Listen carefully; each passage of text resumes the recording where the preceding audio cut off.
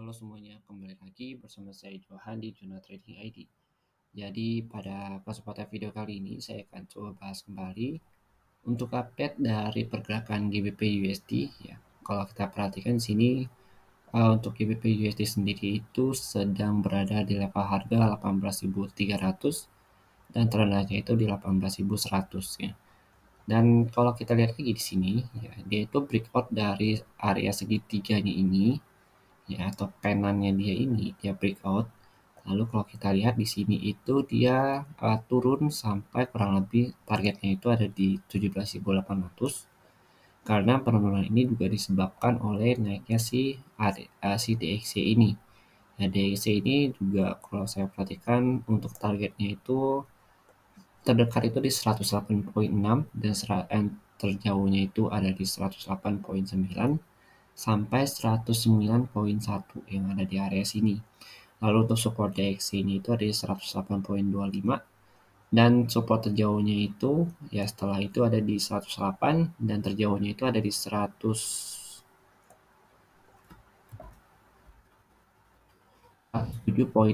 ya, ini adalah supportnya dia. Support yang ini tuh dia berpas-pasan dengan area trend lainnya. Jadi memang kalau udah sampai di sini itu kita harus hati-hati karena dia bisa aja pullback karena di sini juga ada area demand-nya dia. Demand ini kita dapat dari sini. Nah, dia itu breakout yang langsung naik ke atas. Nah, untuk saat ini kalau kita perhatikan memang secara harga, secara primary trendnya juga dan minor trendnya itu dia masih uptrend. Belum ada koreksi sama sekali. Dan kalau kita lihat di time frame 4 jam pun secara RSI itu sudah di area 81 dan sampai saat ini dia belum ada koreksi sama sekali dan masih di-push untuk naik balik ke atas. Nah, untuk GBP USD sendiri dia itu juga belum ada koreksi sama sekali semenjak penurunan ini. Dia ada base sedikit di harga 19.100 sampai 18.600 dan BC ini kalau kita perhatikan di sini itu adalah bagian dari area support Bitcoin resistannya dia. Jadi 19.100 adalah Bitcoin resisten. Kemudian di harga 18.700 itu adalah area support Bitcoin resisten juga karena dia ada breakout dari low day yang sebelumnya. Kalau kita perhatikan secara channeling harga ya, kalau misalkan kita mulai channeling itu dia udah membuat lower low yang baru. Jadi emang seharusnya itu dia koreksi. Nah, koreksi dia itu minimal itu ada di harga paling dekat ya, di harga ini. 19.100, lalu di 19.800 ya. Lalu di height-nya di sini ini ada height-nya. Ini 20.400 ya. Jadi kemungkinan besar di area sini kalau dia mau koreksi. Tapi dia minimal kalau dia mau koreksi itu dia harus nggak boleh break dari area 17.800 ini. Jadi kalau dia ada break dari sini, maka dia itu akan turun kurang lebih ke 17.500 ya. 17.500 di sini. Dan kalau kita perhatikan secara weekly-nya, kalau dia udah breakout dari situ ya itu minimal paling jauh itu ada supportnya lagi di 16.500. Jadi memang cukup jauh ya untuk areanya ya. Lalu kalau kita perhatikan secara volume di sini juga volume penjualan udah melemah untuk weekly. Lalu kita lihat lagi volumenya untuk daily juga sudah melemah. Dan untuk 4 jamnya ini volumenya masih kuat ya, masih cukup kuat. Yang artinya penurunannya ini masih cukup kuat. Dan secara volume, secara candle juga ini masih menunjukkan area seller semua.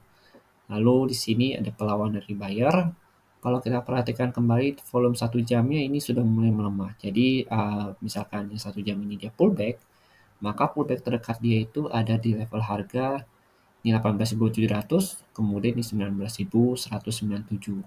Nah, kemungkinan besar ya dia itu atau DXY ini juga menunggu berita mengenai inflasinya di hari Rabu nanti atau besok tanggal 13. Jadi si DXY ini emang kayak ini tuh dinaikin dulu baru nanti kalau misalkan inflasinya misalkan report inflasi ya naik ya baru nanti si DXY ini diturunkan kembali oleh si pasar itu sendiri.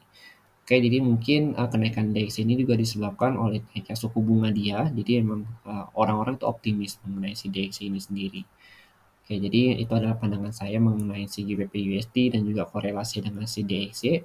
Jadi selama si DXY ini masih naik terus, maka untuk si GBP USD, Euro USD yaitu akan susah untuk dia naik. Jadi akan cenderung untuk downtrend, apalagi si Euro ya. Kemarin import inflasinya itu naik ya 8,6%. ya itu susah sih untuk euro naik karena, itu akan nekan si mata uang itu sendiri. Oke, jadi mungkin sekian dulu penjelasan saya mengenai GBP USD. Jadi kalau misalkan kita mau buy, ya kita cukup buy lot kecil aja di area-area 18.100 sampai 17.000. Kita beli lot-lot kecil aja, jangan sampai di luar batas kemampuan equity kita.